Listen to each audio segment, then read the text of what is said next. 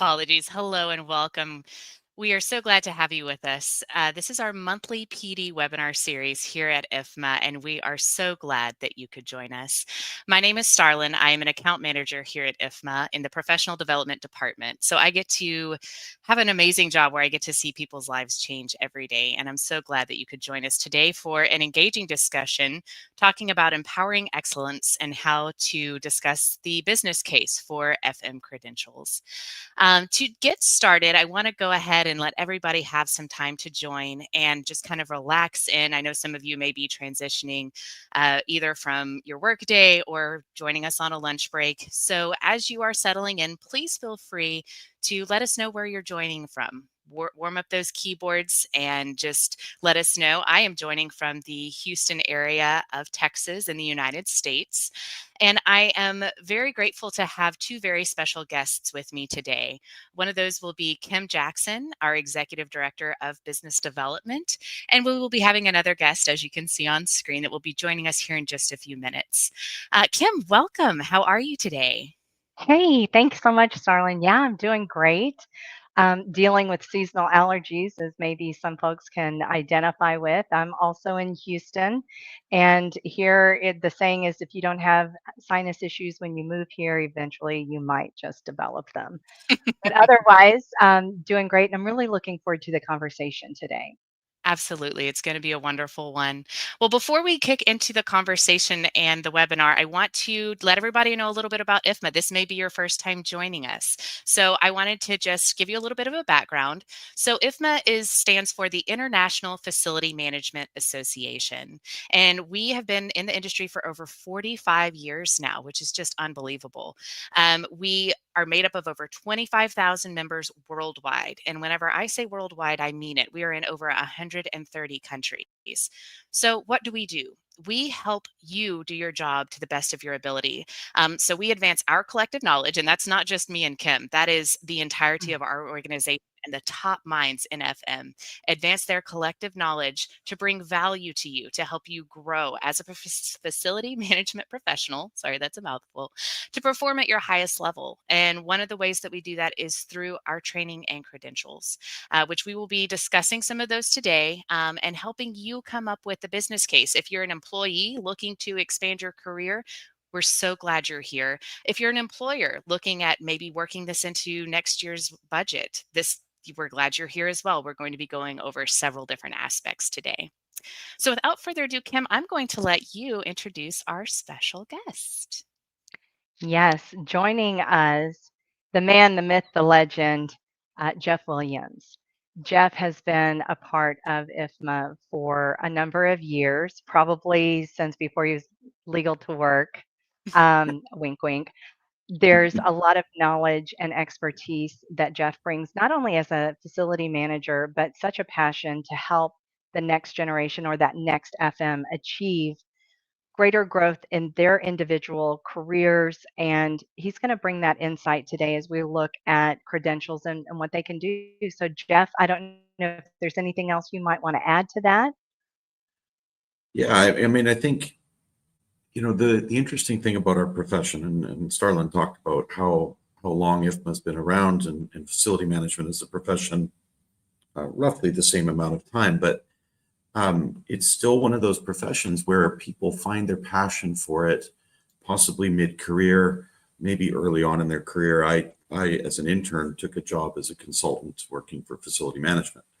And so the cohort that's here today probably didn't say they wanted to be a facility manager when they grow up. So the power of education is something that we can unlock together in that journey. Yes, yes. And I don't think I shared did I share that I know your home base is Toronto, Canada, but you travel quite extensively. Yes, yeah, I'm on the road around 10 months a year, literally 10 months. So I've been teaching in Europe. I've been teaching in the United States. I've spent probably about 5 months in the Middle East between Saudi and UAE. So for me, it is 8 o'clock in the evening right now. Well, thank you for joining us and making that time. I wanted the folks listening.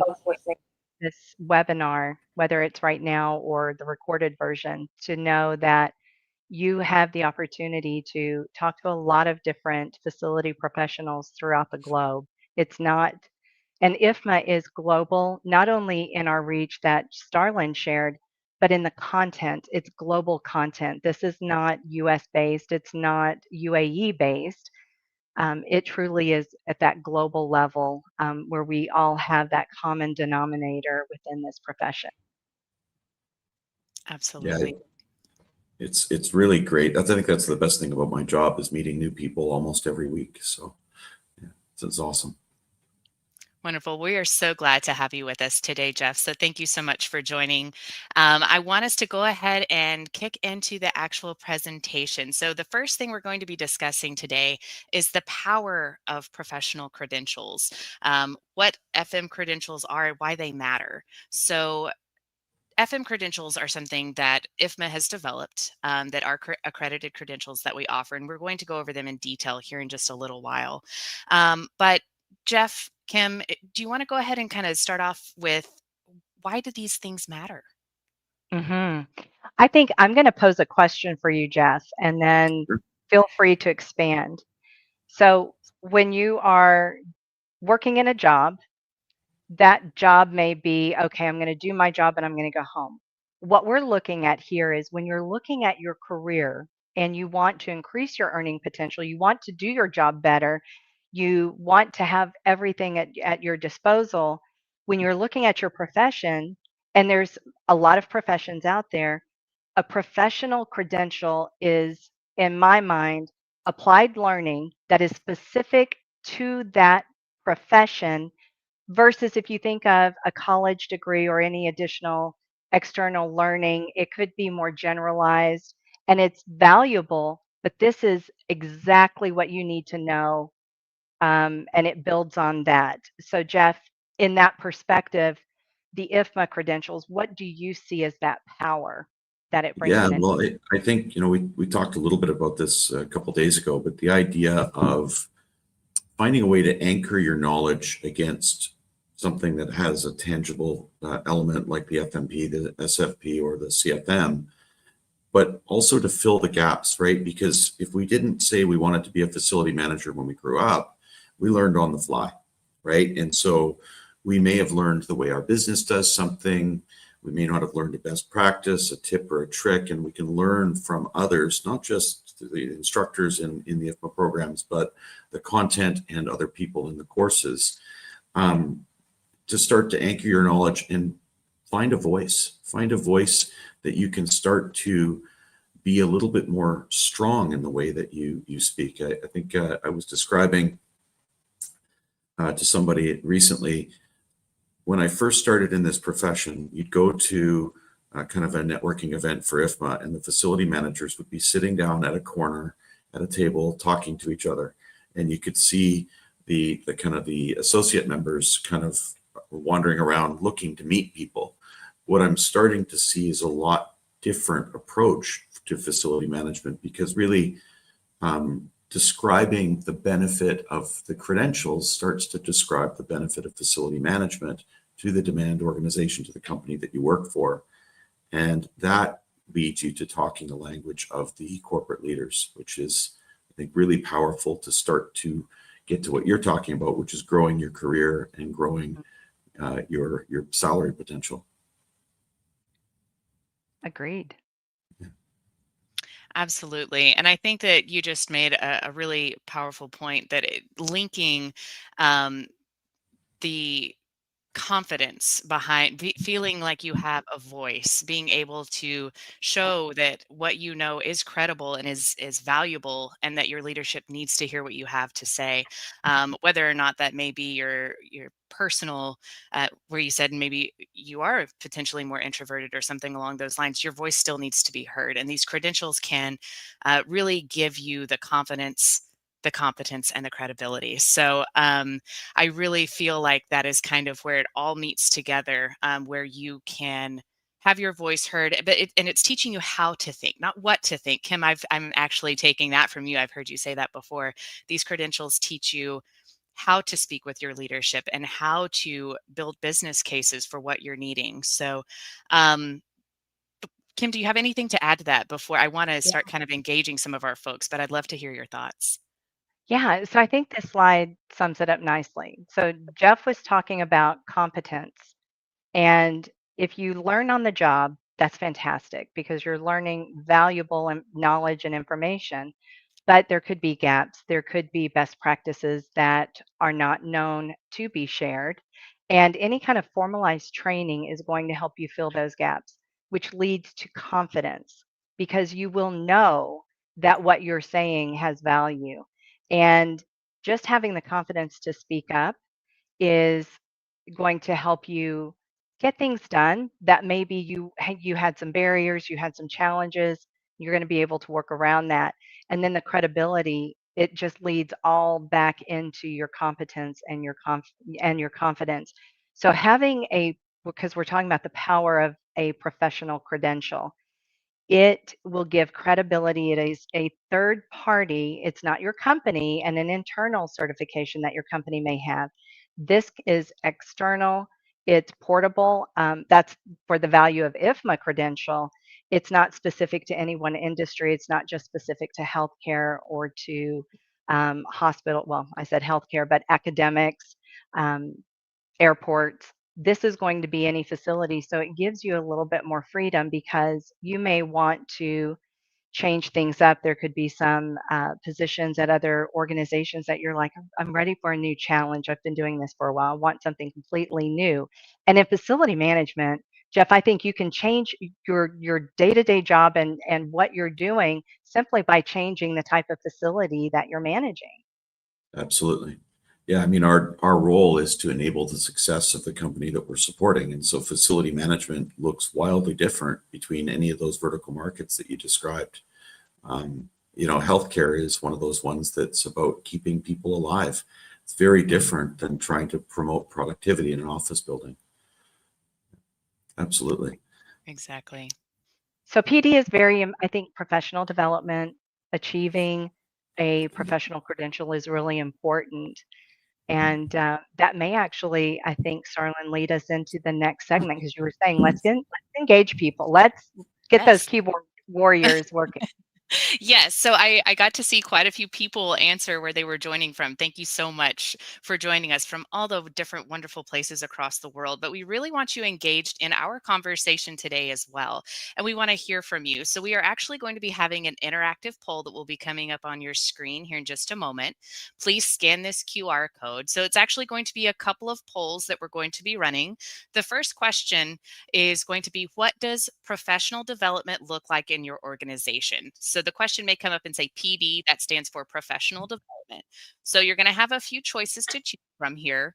On the job training, coaching and mentoring, sponsored training, whether it be external, like something like IFMA, as Kim mentioned, or internal, whether you just attend conferences and events and do your professional development there, or is it yourself? Are you kind of relying on yourself to grow in your career? So we want to hear from you. What is your experience? And then I want to kind of talk about those different options amongst us while people are putting in their responses. And then I'll talk about the next poll in just a moment. So, Kim, as far as what you have heard, and I can speak for myself, is the different people that I hear every day, a lot of times it's on the job training. But in your experience, out of the options that we've mentioned, what are some of the main ones that you typically hear folks in the FM profession and what they experience?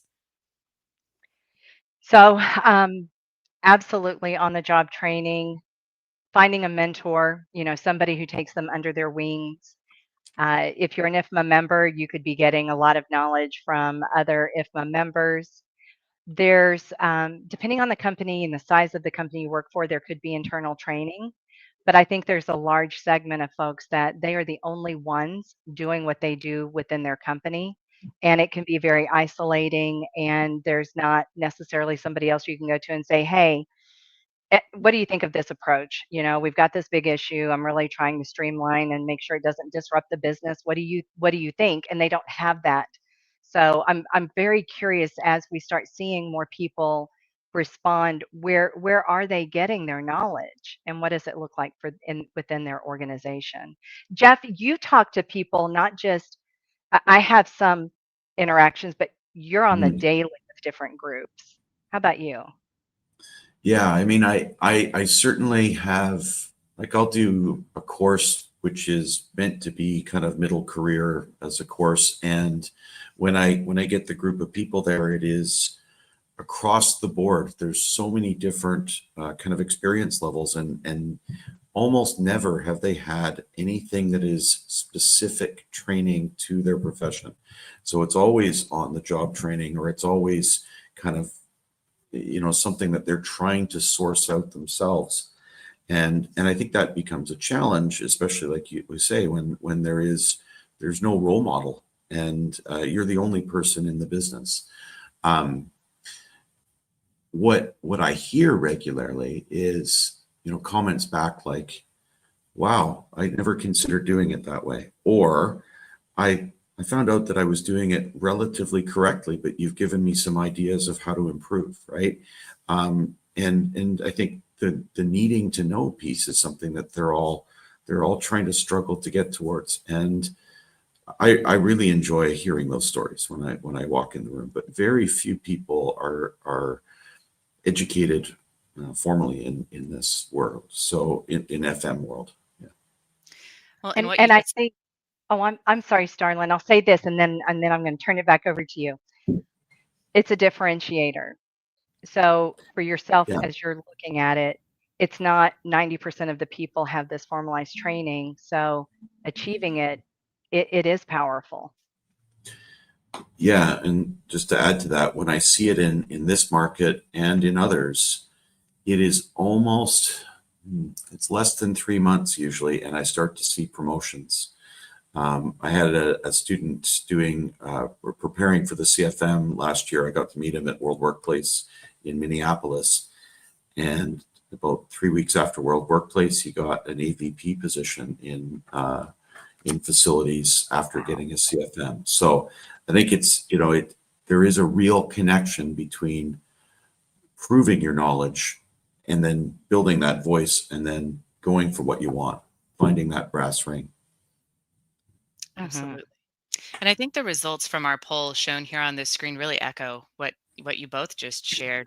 It's very diversified, it looks like, but there's seemingly kind of a tie between on-the-job training and employee-driven training. So it's really left to the employees to kind of figure it out as you go. So the next poll that we're going to be running is going to really lean into what you're facing as a barrier to success, to gaining that training that you're needing, the knowledge you're needing to do your job to the best of your ability. So please go ahead and, if you don't mind, if you can please uh, answer this poll as well, and we'll talk a little bit about each of these barriers as well as we go as you are entering your responses. So, employer support, that's really kind of where we're focusing in today, talking about gaining employer support, as well as some employers may be watching. So, I know that we're going to be talking a little bit more to employees and individuals that are looking to get their credentials today. But on the employer side of things, I know that employees need help as they are facing this. So, Tim, tell me a little bit more about what an employer can do to really help support what an employee is trying to do training wise, whether it be time and at work, things of that nature. Well, I think it's important to look at what is the responsibility of the employer to their employees. The employer is expecting a certain level of productivity, expertise, and for that to grow. There's always the expectation of development and growth. Even here within our association and our staff, there is that expectation you're going to raise the bar, complete, be more and more excellent, if you will, and just demonstrate that you can do things more quickly and more efficiently. The longer you're in your role. Well, it doesn't happen by osmosis. It doesn't. There's, I think, a responsibility both on the employer side and the employee side. the employer is the one that's going to really reap a lot of benefits from investing in developing their staff, whether it's something internal. We've seen maybe there's some internal mentorships or training that the company is offering, but really recognizing that they also have a commitment to their employee to help them continue to grow and develop and invest in that employee. That builds a trust between the employer and the employee and a bit of loyalty. We'll get into, maybe some retention as well. So that's what I see in terms of that employer support. Thank you, Kim. And I just want to acknowledge on the screen, you can see it looks like we may have had a technical glitch. A few of the options from the previous poll are listed here, but those top three specifically, the employer support budget and time restrictions, are showing kind of what I expected to see at least. And these are a lot of barriers that you guys are facing on a daily basis, and we're hoping to help kind of resolve or at least help with some of the pain points that you're facing today.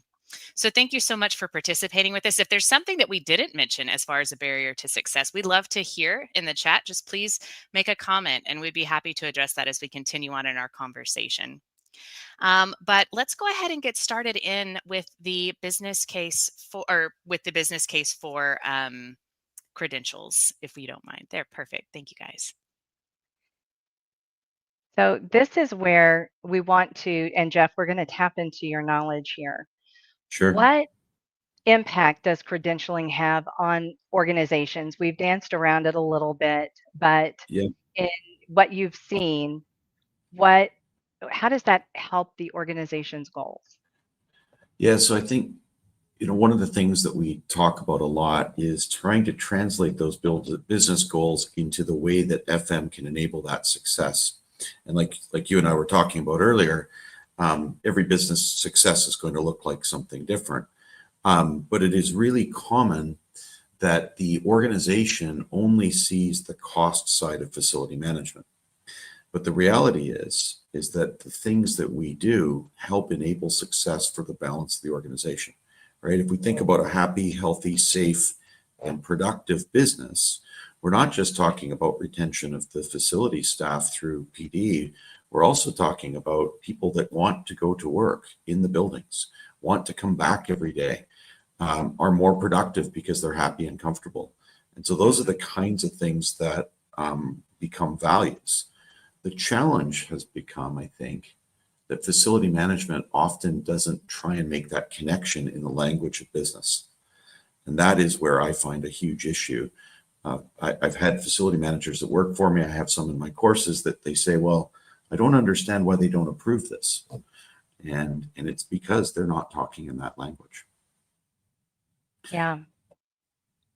Yeah, I So, think the operational efficiency, how can you improve things if you can't get certain things approved, right? It takes money to do a lot within facilities, and your point is spot on when you say that if you're not speaking the language, and it is on the facility manager, they have to tie it to the organization's goals.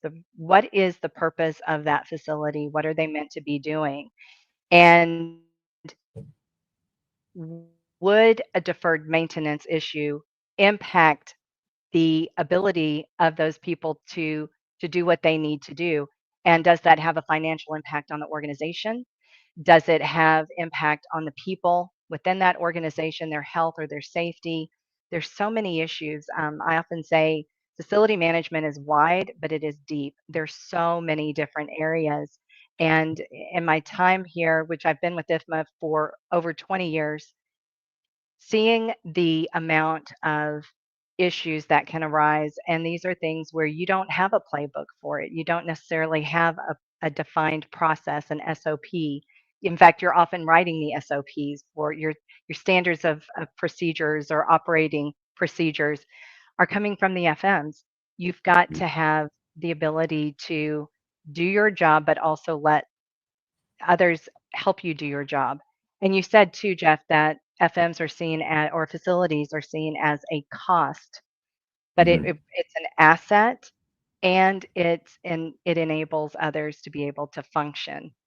So Yeah, I mean, I always look at the building itself. Sorry, I always look at the building itself as a tool, right? And that tool, just like the tool that a carpenter uses as a hammer, is really the investment of that is to get better productivity out of the business. And that connection is important. and let's not forget, you're going to, other than payroll, the facility is going, it will always be the most expensive expense. But Yeah, there's ways to control those expenses. So I think efficiencies, having a very knowledgeable, well-rounded facilities team can save you quite a bit of money, especially in the long run. Mhm. But this is also where that investment pays off. How does it impact your organizational goal? Well, you can begin to do more because you're cutting back on what you're spending on energy, on waste. The amount of money that it takes now to put anything into waste and have it carted off, it's only going to increase as that becomes more difficult. Landfills are filling up, and it's going to be your facilities team that's going to help you not, Yeah, find ways to repurpose, right? yeah. And every dollar saved is a dollar of profit. Yes.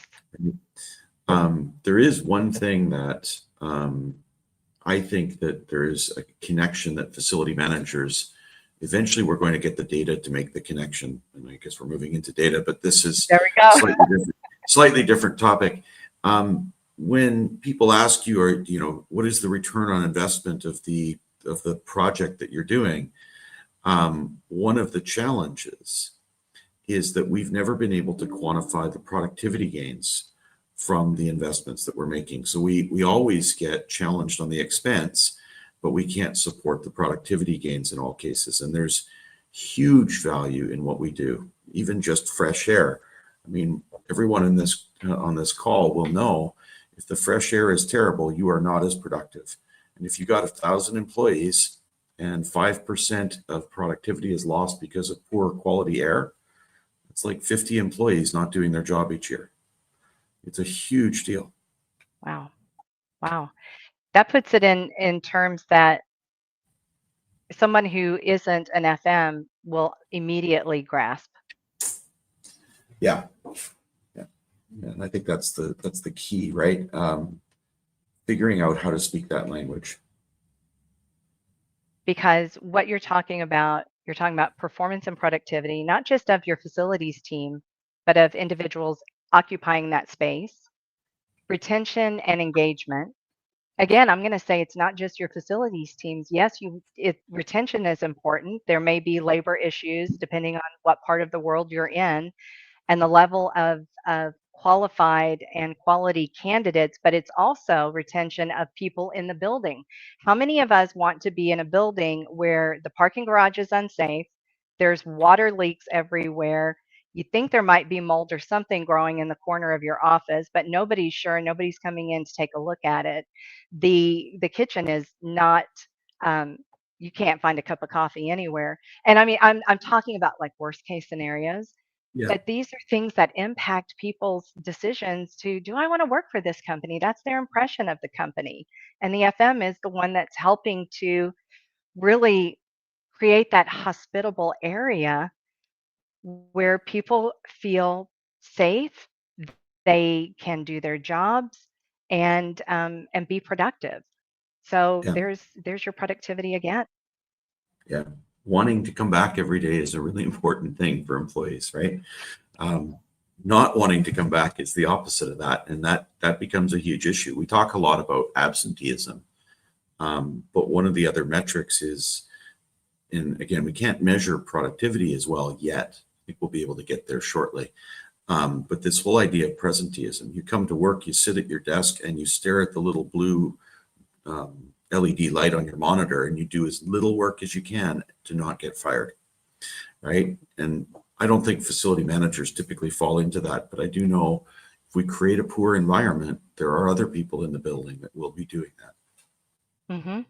Absolutely. So Starlin, if you'll lead us into our next area of topic. Absolutely. So, Jeff, because you just have so much insight and experience, you travel the world, you talk to FMs on a day to day basis in a lot of different industries. So you have a lot of insight into how these credentials actually impact team performance, the facilities that these people are running. You have, I know, tons of stories for us that we just love to kind of hear your perspective. We'll lead in with team performance here on you've educated entire teams before. So can you just kind of share some of your experiences with that and what that has looked like for you? Yeah, I think, one of the common things that comes out of it is when I do an entire group. I did a group for the SFP a couple weeks ago in Riyadh.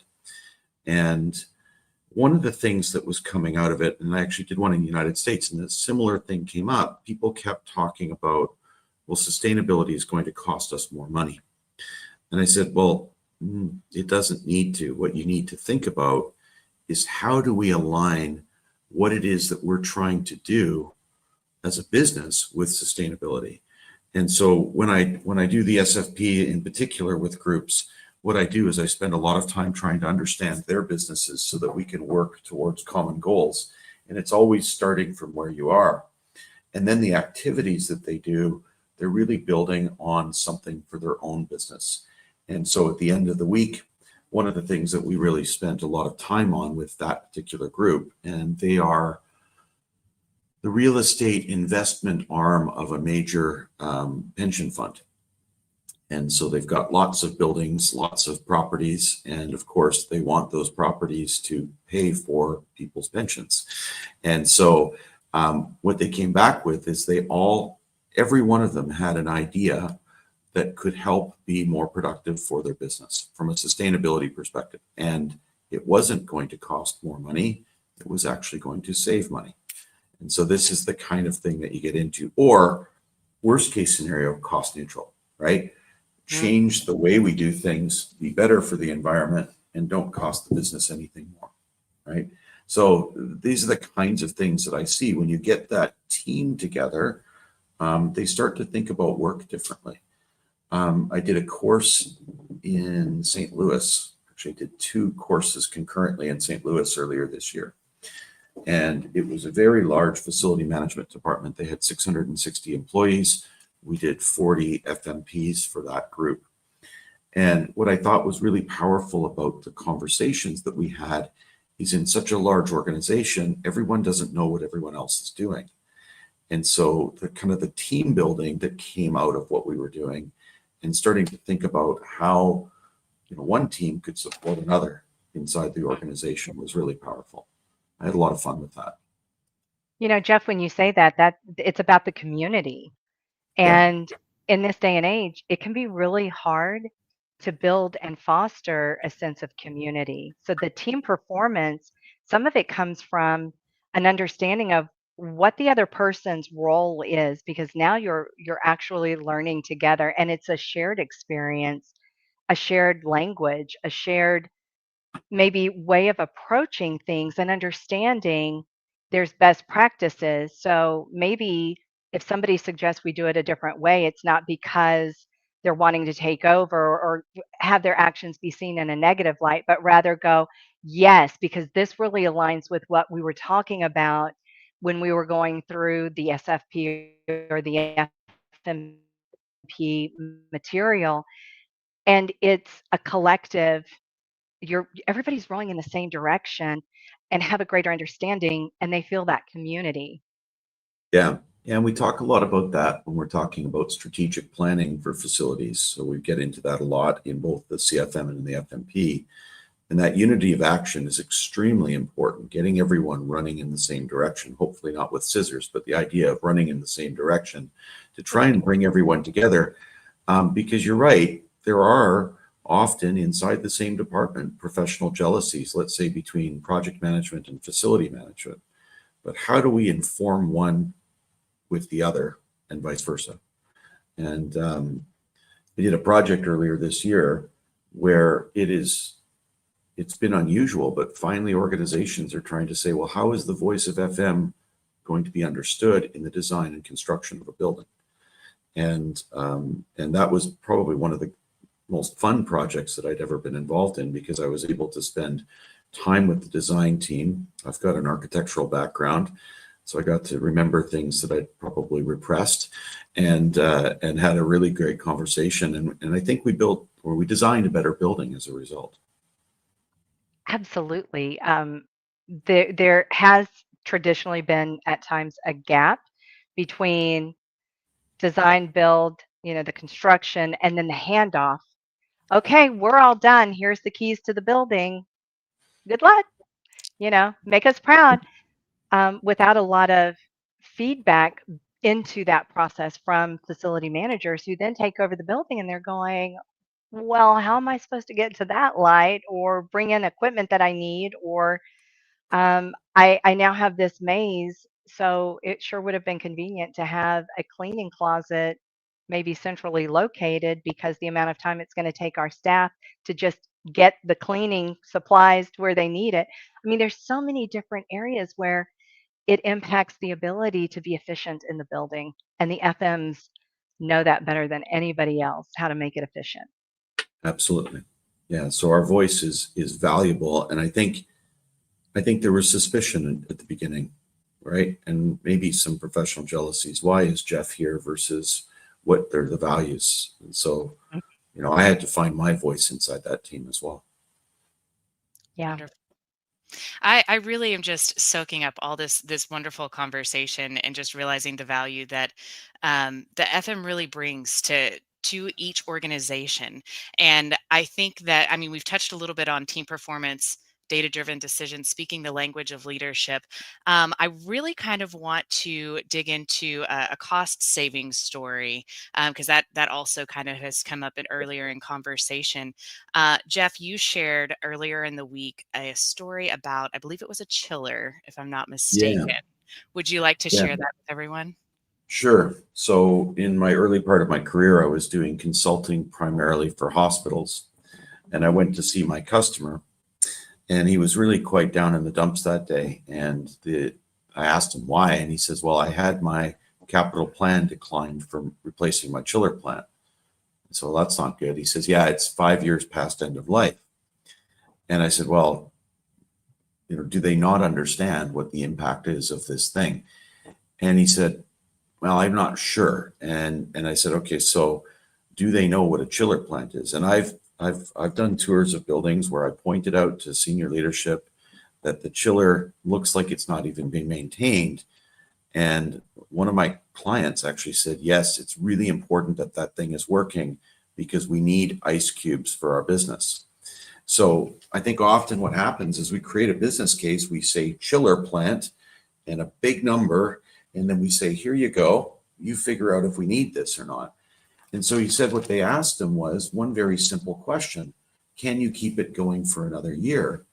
And I said, how did you answer that? And he said, well, I told them I can get parts and I can get labor. I said, that's not the answer. The answer is really trying to tie it back to the purpose of a hospital, right? Sending people home at the end of their stay at the hospital healthier than they were. If I can't provide chilled water, which means that I can't actually run my operating rooms, usually 100% fresh air at the right temperature and humidity, we're shutting down our operating rooms. And the president is going to be on the news having to defend why somebody died because patients were transferred, ERs and ORs were backed up around the city because the hospital was too cheap to replace a chiller plant. So there's that element. But then there's the idea of the CFO who says, well, we can't afford it. Well, this is where that cost savings comes in, right? They forget that they charge at a hospital by cases, right? You arrive by ambulance, there's a cost. You go to the trauma room, there's a cost. We've watched enough medical shows to know this. You get a diagnostic scan, you go to the operating room, you go to ICU, step down unit, rehab, all of these kinds of things. And a lot of those cases are no less than $2 million. Now, that isn't $2 million that I'm going to pay for my chiller plant. That's how I pay for the business. That's the business's revenue. And if I don't have that, am I a hospital anymore? Well, not really, right? And there are ways that you can get back and up and running relatively quickly, but you'll probably lose a step along the way, right? 24, 36 hours. And that is a big problem and a little bit different in Canada, but from the United States, that's going to make you choose which hospital you're going to go to, right? And that becomes a customer satisfaction or customer service issue.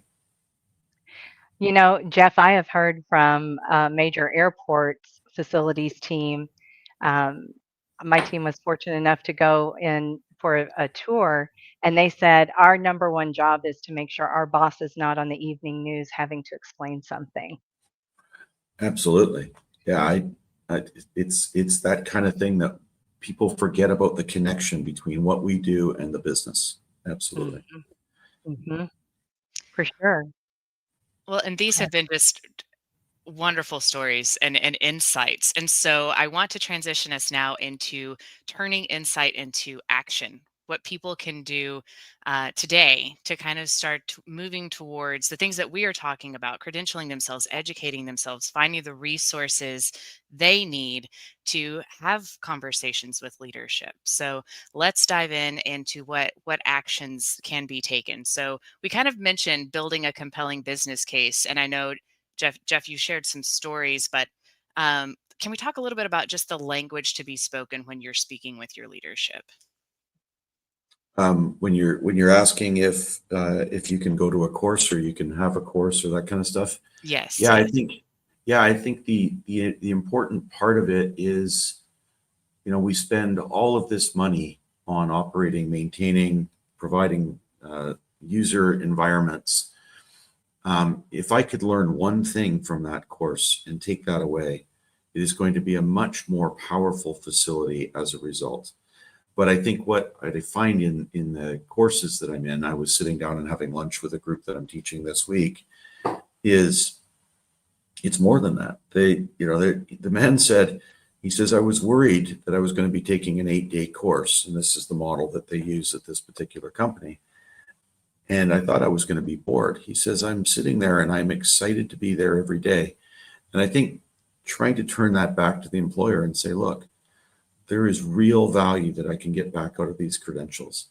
And some of it is basically taking what I know and solidifying it. Others are learning the language of FM, learning these stories. And I think that's a big one, especially when you're in a small facilities team.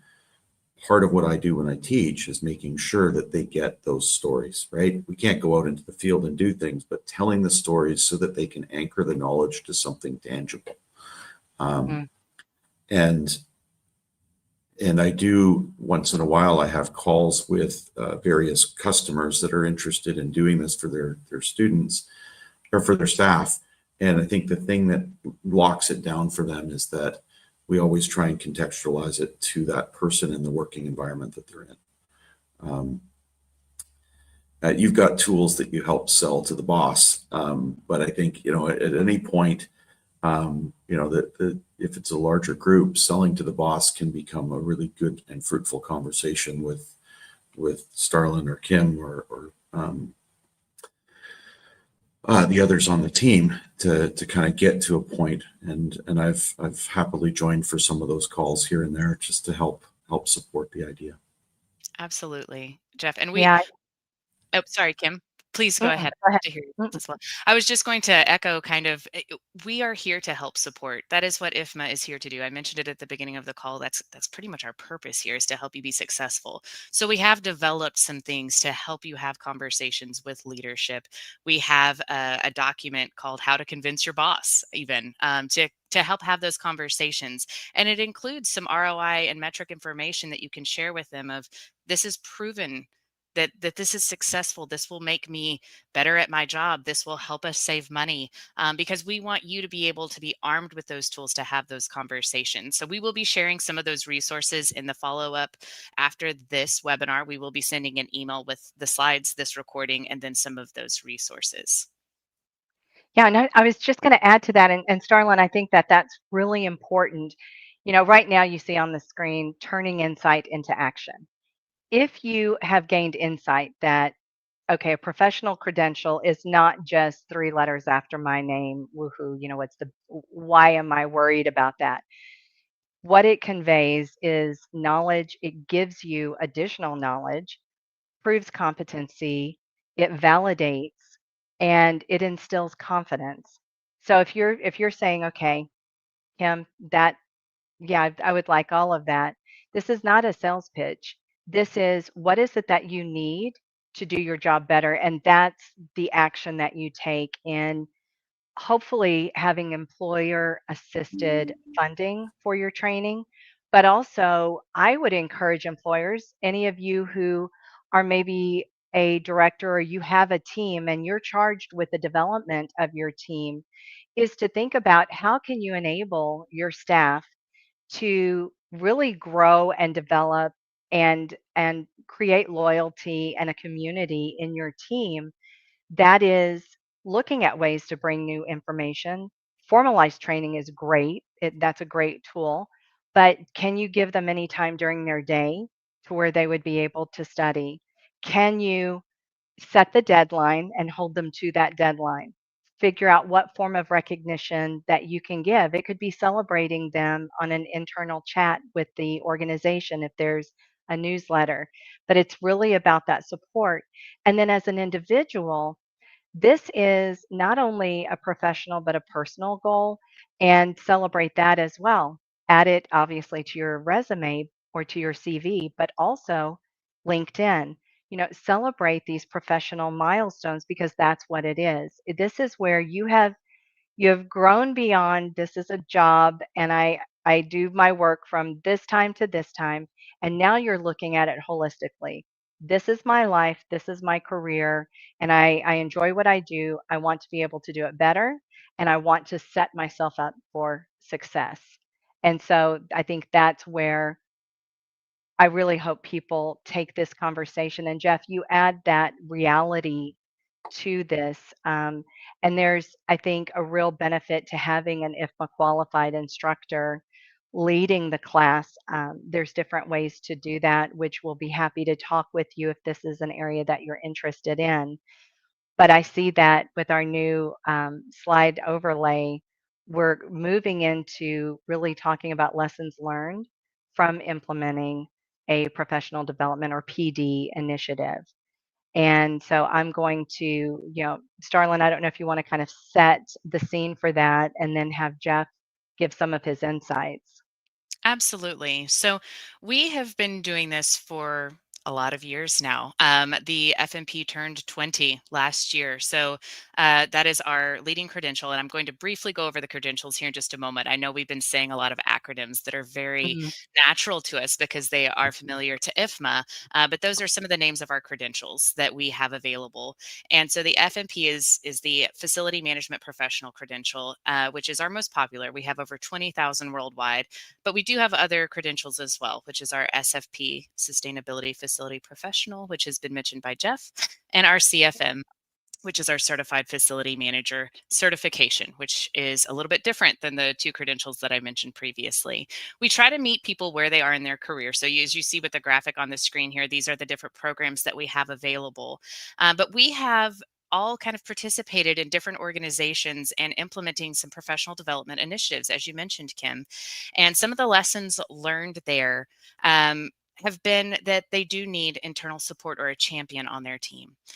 They do need to potentially, if you're looking to have your entire FM team credentialed, maybe we start with a certain cohort or a smaller size. And so I know that there are different organizations and we tailor to each organization, but just kind of what are some of the lessons maybe that you have seen, Jeff, with uh, credentialing potentially larger teams as they walk through these credentials?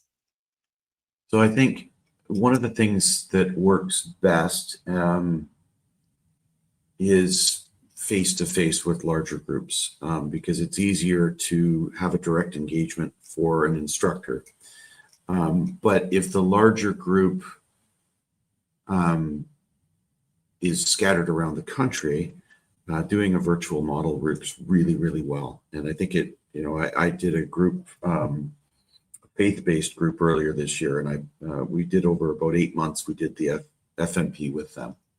And I think that the benefit of doing it that way is you get a quick hit of about an hour and a half a week, and then they go back and they think about it, they read, they take the learning and start to digest it.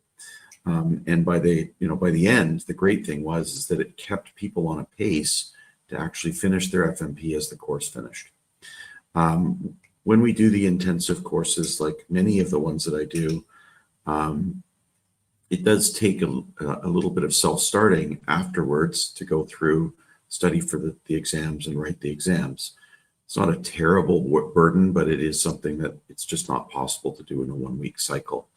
But both models work really nicely. What I've found though is that every once in a while we'll get somebody, maybe it was their company, maybe it was them, they found the entry point by buying a self-directed course like the FMP, and they say, I'm going to be self-directed. And if it's you and you're thinking about it, you have to understand yourself and your rigor to know that without the rigor of something that is instructor-led, even if it's virtual, is that something that I can actually keep myself on track? But I've heard another kind of few stories from people that say the book, while it made somewhat sense, it made a lot more sense after somebody explained it.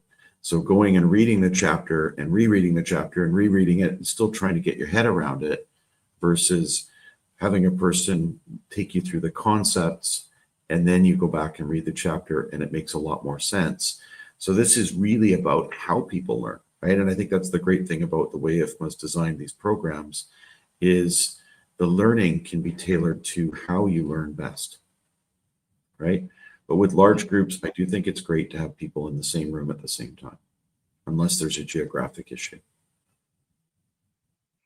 So I think I kind of spoke a little bit ahead, just talking about setting a deadline, and we're talking about teams, and then we also have individuals that are going through on their own. Like you said, Jeff, the reading the material is good. There are virtual options for individuals as well. So if that's something, setting a deadline and then sticking to it, but setting a schedule is also important, and having that schedule of a virtual class can help. So I think procrastination is something to be aware of. We're talking about lessons learned. What did we learn? Well, people will procrastinate. If you've got a group, you need to expect there's going to be that typical bell curve that we've all seen. You have your early adopters, the ones that are going to be, I'm going to be first to get my FMP. And then you have others that are, really kind of everybody in the middle, and then the few stragglers. And each person, don't discount that. I was able to sit in a class myself because lifelong learning is important for all of us, and it was talking about ways that people learn. And some people, especially if you're asking them to get a professional credential, that Mhm. process can be very intimidating. So I think that's another lesson learned is you need to understand where people are in their thinking. I will say my first class after college, it was, I won't say the number of years, but quite a few years. It's extremely intimidating to feel that I'm going to now be judged and graded. And it's just, it can be a deterrent. And to talk with folks and get them to overcome that concern with IFMA, there's multiple opportunities on your final assessments. There's additional coaching that you can get. There's a virtual class you can add if you are finding that you're lagging behind and you're not keeping up the pace on a deadline that maybe your employer set or you set for yourself. So avoid procrastination, put things in place to help you avoid that and overcome it. And if the fear of failure is something also that you're looking at. From an employer standpoint, please know your employee is not being lazy. It can be that this is extremely intimidating and nobody wants to be put in a position where they feel like they may fail. So to combat that, we can talk with you about ways to overcome and work through, and also know this is what you do in a day-to-day basis. So you're learning and improving ways that you do your job. This is not something that is completely unrelated. And so you will have a great um, chance and possibility of being very successful. So, Jeff, I don't know that we've asked you that. Yeah. What is the success rate that you would say, from folks that you're engaging with to finish their programs? From the programs that I do, a lot of it is an employer sponsored thing. So there's an expectation that they finish. From an SFP and an FMP, I can track it really easily, and it's probably in the 90 percentile. And there are still people like, maybe 2 years after they signed up for the FMP, then they Yeah. kind of wake up. It's a procrastination thing, and then they go ahead and do it. Yeah. And IFMA has a really great resource in Jessica uh, and Marissa and Alan that, they help kind of spur that on a little bit again, right? Getting people back in the game. But with the CFM, this is really a personal journey that you're working towards. And, my experience with that personal journey and your experience and others will be a little bit different. And so what I find is that if people commit to thinking about, after they do the coursework or the exam prep workshop or whatever it is, where are the gaps that they need to fill, and then creating a plan and building to that plan. And I think the fear of not passing had been a barrier. But for a number of years, IFMA has offered the first retake to be free. And so that psychological element that I think a lot of people feel, and up until October, it had been a 4-hour, 180 question exam. It's now 3 hours, 120. But to Kim's point, most people haven't done that since college, right? And in many cases, maybe even in college, there wasn't a 3-hour exam, right? So this is something that there's a psychology behind it. And when I spend a lot of time with my students, we talk about the psychology. For the FMP and SFP, they're not meant to be painful. They're meant to be anchoring your knowledge, and it's content-driven testing. So students know that if they fail the first time or the second time, they have opportunities to regroup, come back, and write that test. And they've got lots of opportunities to do that.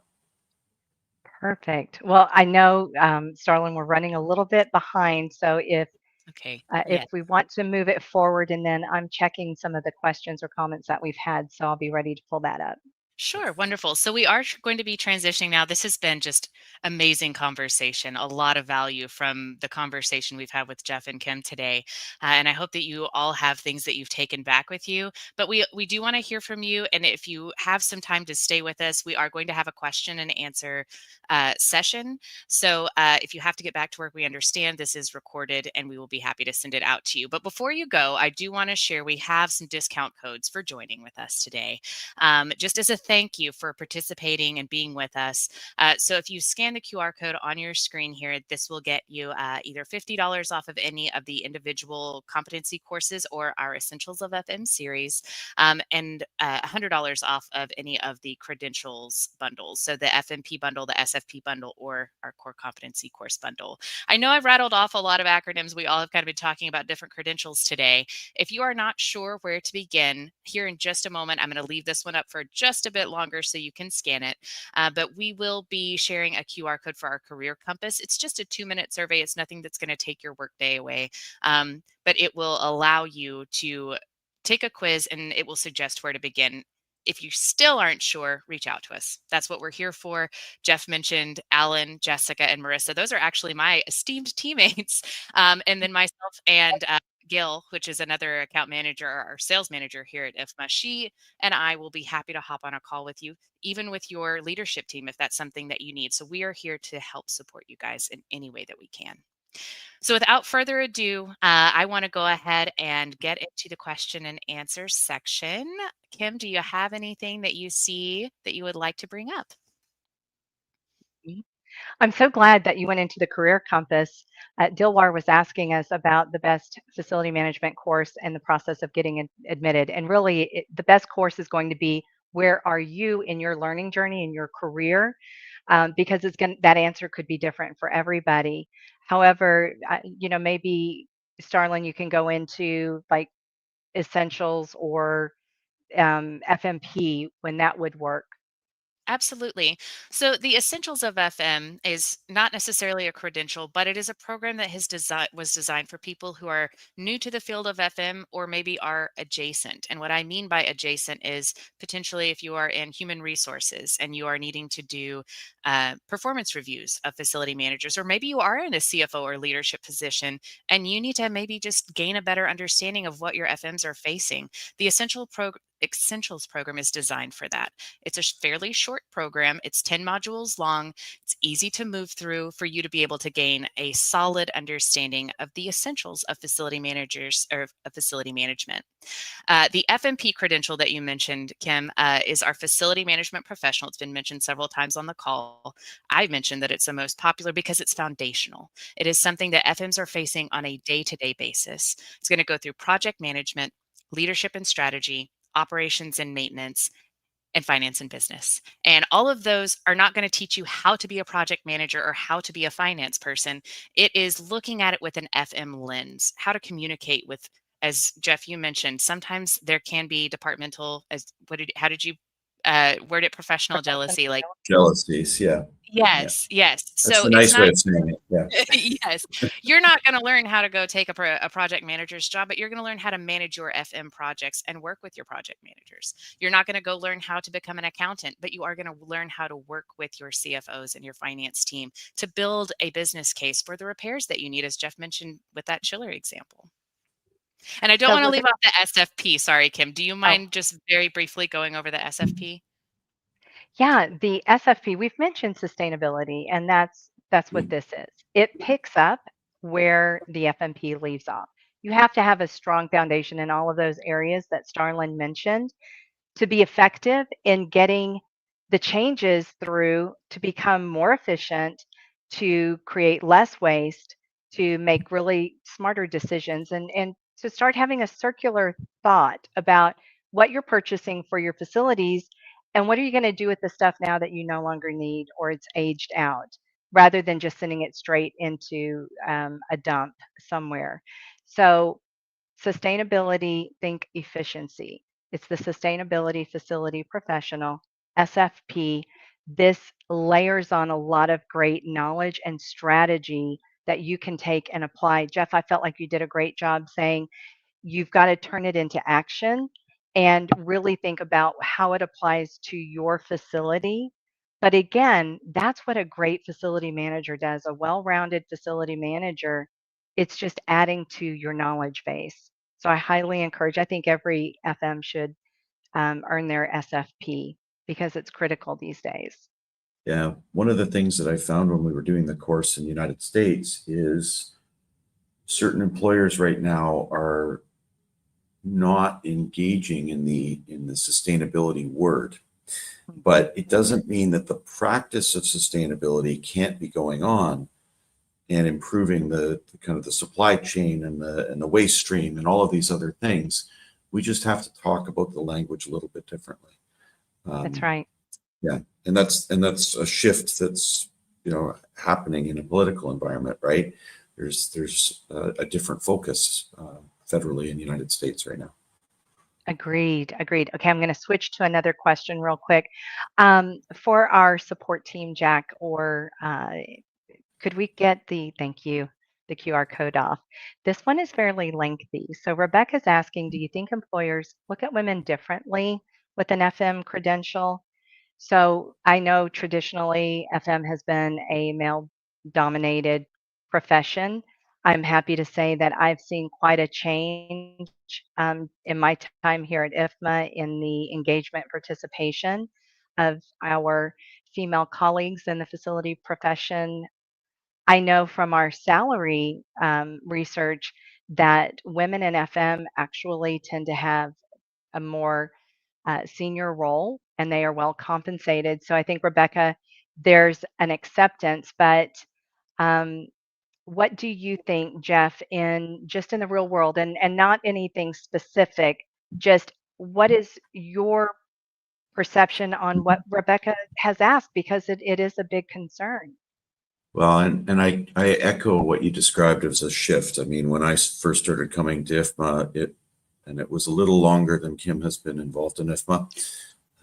I was in high school or junior school. I'm not sure. Middle school. That's what it is. That's it. Yeah, yeah. But yeah, it was, well, the way I always looked at it, it was fat, middle-aged, bald men because I was in my 20s at the time, right? And I don't see that any longer. I think it is actually a much more diverse business. I think what a lot of people see is that the senior people in FM, as the guard is still changing, may have made it to that because there really weren't women in FM roles. But I think as Kim talked about, you are seeing the salaries and the role descriptions and all of those things coming together. And I would say that as an employer, what I have found is that women in FM are often better facility managers because it's something about the attention to detail and the compassion side of it for the occupants that often men are a little bit more blunt, I think is maybe the right way to describe it. And they get themselves in more trouble as a result. So I and that's going to be geographic a little bit. I had a lady that was in my class about this time last year in Saudi, and she was telling me that her boss told her because she's a woman, she will never get to be a director. And so what I did is I pointed her to 3 directors that I have taught who were women in Saudi. And I said, if that's the case, maybe you're just at the wrong company because that might be a cultural issue at the company, not culturally nationally, but you can find a different place, right? Um, just to let everybody know, we've popped up a download the free report. It has to do with what we're talking about, women in FM. So again, just some additional knowledge for you to access.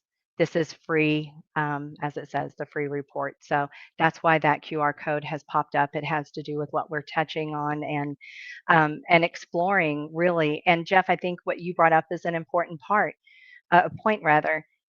There's company culture as well as societal or regional culture. And that that may be anybody's signal that you're at the wrong company and to look at what other companies may better support the direction that you want to go and the way the company that you wish to work for. There's another comment here, and I felt like this was really interesting. So, hi, Grizzly Bear. Um, it, we're asking what would be your top 3 advice for someone with managerial experience, but not much technical, and they're coming into an FM position. So, Jeff, what would be some advice that you would give to our Grizzly Bear? Well, I think, it really depends on how technical that person thinks they need to be. But I do think that the IFMA courses, especially with the instructor led, you can get some of that grounding back to the technical understandings, right? The telling of the story around chillers. Although I talked about it as a business element, there's also all sorts of technical things that we could talk about as well. But if you're in that role, make sure you take advantage of learning from your staff as well, right? Watch, learn, try and understand what their struggles are in a day-to-day basis because you will be a better manager for it. What I've seen a little bit in our industry is because every facility management role is a little bit different. So let's say you are a facility manager for a large scale tenant in an office building. All of the technical services, or almost all of the technical services, are managed by the landlord, right? And so you're not going to pick up that knowledge without possibly education or asking the technicians a lot of questions when they come by. And what I found with people that are really motivated to learn is it does come down to, actively pursuing that information from people that have technical knowledge. But the FMP is a So, great starting place. Yeah. yeah, so pursue some of the specific training around FM, be very helpful, and also listen to your staff, learn what they do. I'm a big supporter and proponent of understanding what everybody on my team does. Walk a day or a week in their shoes I think would be really helpful. And I think you will pick up a lot on what you need to know, because with your expertise in being management, you've got the language of how you can tell the story of what your team is doing and what they need and the tools they need. That is a very important skill to have when you're leading a team for FM. So you may not necessarily need to be the one turning the knobs and dials on some of the technical equipment, but understanding what they're doing and then articulating that to leadership, and being a support for them would probably be the best way to move forward. Yeah, and I find that being able to do that helps you make decisions as well. Um, I had a Mhm. predecessor at one of the roles that I was in, and that person was not able to understand the technical elements of what they were managing. And as a result, completely trusting vendors. And that is a place that can lead you to really big, well, expenses and useless expenses. Mhm. And so trying to understand as best you can and building that knowledge and using your team as support. And for that, you will be a better manager. Very much. Okay, guys, I know we're way over. I'm going to just go to one more because I think this is really important. The question is from Demont: does IFMA do anything for people who have obtained their FMP to further their career and finding a job, et cetera? I would say, Demont, let's look at the bigger picture for IFMA. We are an association to help create opportunities for you to network with others. And achieving your FMP is fantastic because that is going to be that natural help in furthering your career. IFMA has a job board. It's called JobNet, and I would encourage you to take a look at that. You can put your resume there for free. There's different resources and tools for you. Um, Employers who are looking for FMs will post jobs there, so take a look at the jobs that are available. Again, as a job seeker, there's no cost at all to you. If you are a member of IFMA, also utilize the Engage platform. That is a member benefit, and it will connect you to people in your city, in whatever industry you may want to get started in. You can ask for advice. And if you are in a part of the world where you have a local chapter that you can get to, that's your in-person connection. But it's all about increasing your network and talking with people and putting yourself out there. Jeff, you mentioned before, FMs are not necessarily extroverts. They may not be the ones circulating at a meeting, but in order to advance your career, really strive to put yourself in a best opportunity to have those conversations where you're with others who they're part of your group and they understand you and they understand what your challenges may be, what barriers you may be seeing, and to give you cheerleading, support, and maybe connect you to your next employer. Yeah, I always I think, describe that as, go sorry, ahead. I always describe that as figuring out where you need to have courage and using it, right? So put yourself, if you know that you need it, put yourself in an uncomfortable situation using the courage that you build up. I love that. And that is a perfect thought for us to close on today, Jeff. That is amazing. So, thank you, everyone, so much for joining us for these conversations today. If we didn't get to your question, we do apologize. We are at time, but please feel free to reach out to us at corporateconnections@ifma.org. This is our monthly webinar series. We will not be having one in December, but we will see you in January. So, please come back and join us. Thank you, everyone. We'll see you next time.